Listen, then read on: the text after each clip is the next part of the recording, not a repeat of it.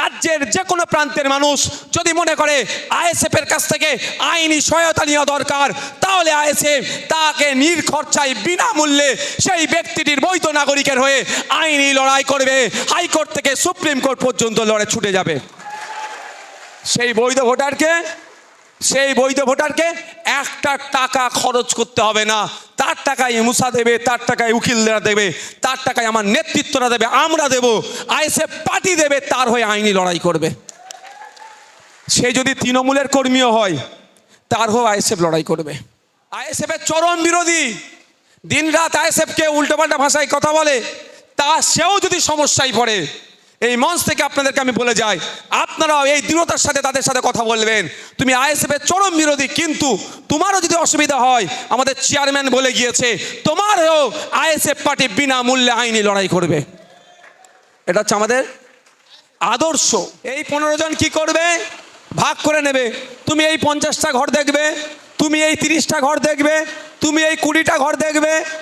ফোনে চলে গেছে, কি বলে ওটাকে, লিঙ্ক চলে যাবে, ফোনে আপনার কাগজ চলে যাবে, যে তাদেরকে আশ্বস্ত করবে।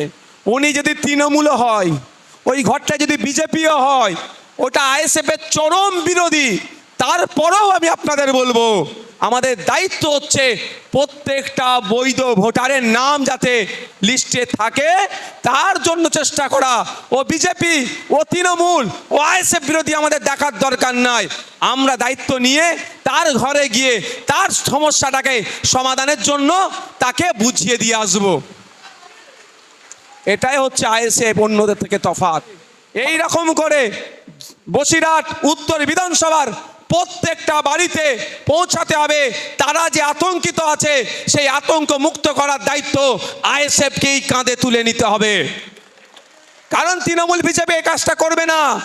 তৃণমূল চাইছে অবৈধ ভোটার অর্থাৎ ভুয়ো ভোটারকে বাঁচিয়ে রাখতে, আর বিজেপি বৈধ ভোটারকে অবৈধ ভোটার ঘোষণা করার জন্য তৎপর হয়ে আছে। এই দুই দল মানুষের কথা ভাবছে না, ওদের ক্ষমতায় থাকার কথা ভাবছে, ক্ষমতায় যাওয়ার কথা ভাবছে। আর ইন্ডিয়ান সেকুলার ফ্রন্ট ক্ষমতার কথা ভাবে না, মানুষের কথা ভাবে। চিন্তিত মানুষের পাশে দাঁড়িয়ে, অসহায় মানুষের পাশে দাঁড়িয়ে তাকে পরিষেবা করার দেওয়ার জন্যই এই পার্টির জন্ম হয়েছে।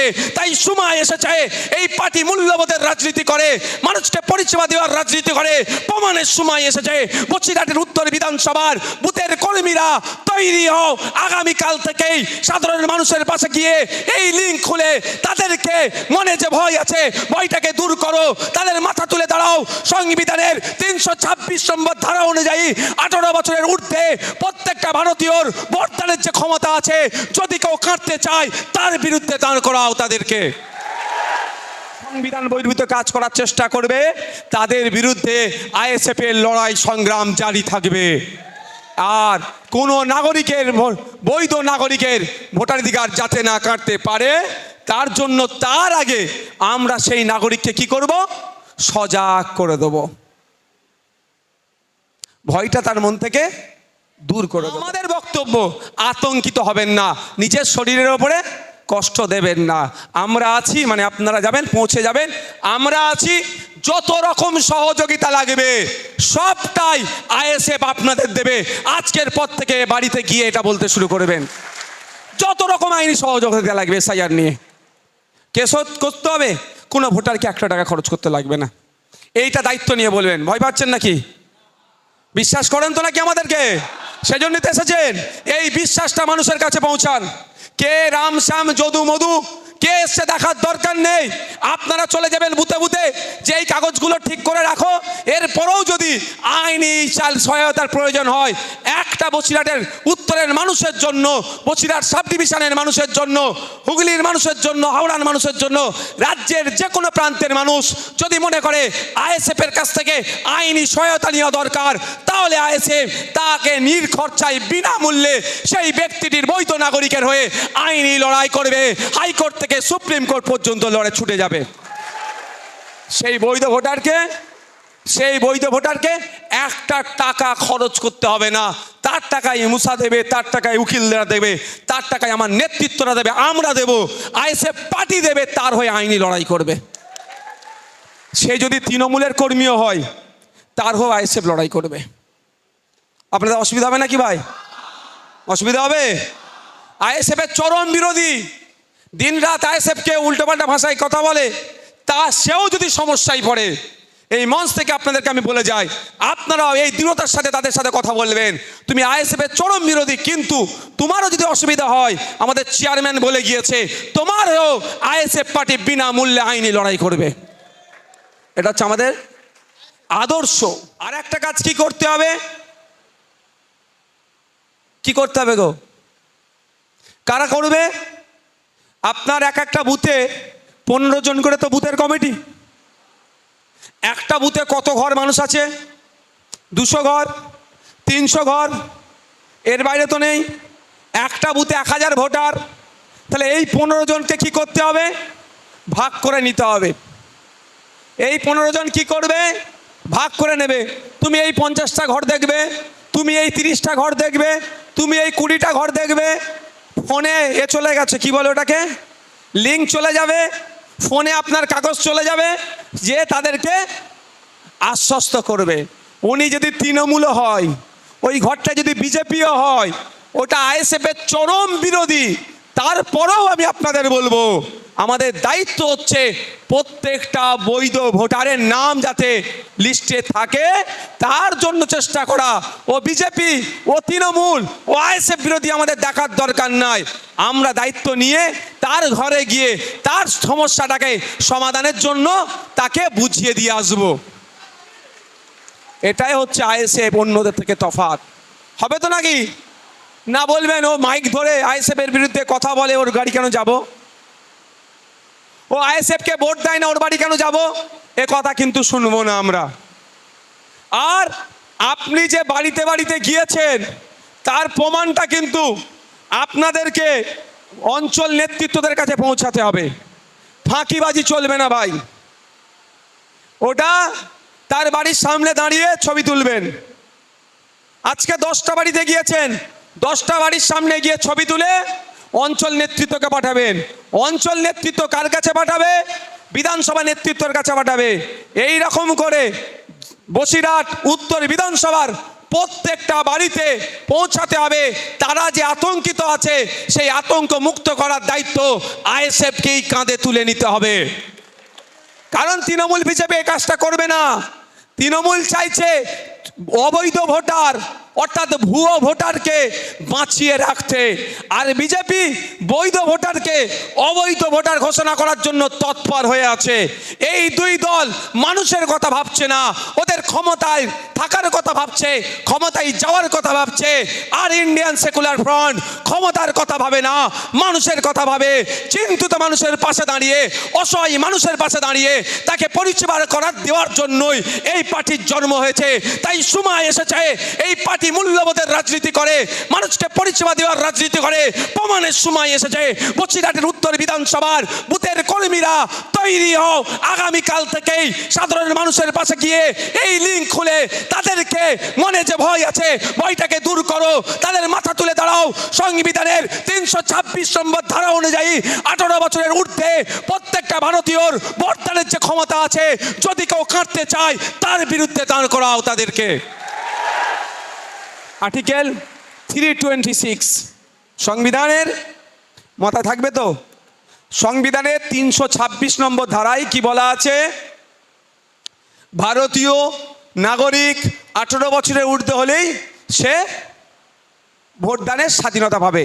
আর কোনো ভারতীয় নাগরিকের কাছ থেকে যদি ভোটদানের স্বাধীনতা কেড়ে নেওয়া হয়, তাহলে কি ভুল করছে না? সংবিধান বহির্ভূত কাজ হচ্ছে না? যারা সংবিধান বহির্ভূত কাজ করার চেষ্টা করবে তাদের বিরুদ্ধে আইএসএফের লড়াই সংগ্রাম জারি থাকবে। আর কোনো নাগরিকের, বৈধ নাগরিকের ভোটাধিকার যাতে না কাটতে পারে, তার জন্য তার আগে আমরা সেই নাগরিককে কি করব? সজাগ করে দেব। ভয়টা তার মন থেকে দূর করে দেব। আমি আপনারা আমার কর্মী, আপনাদেরকে বলি, সাপে কামড়ে মারা গেলে মেডিকেল সায়েন্স বলছে 100 মিনিটের মধ্যে 100 মিলিগ্রাম সম্ভবত এভিএস অ্যান্টিভেনাম যাকে বলা হয়, অর্থাৎ সাপে কামড়ানোর ওষুধ বলে। তো গ্রাম্য ভাষায় কি বলে?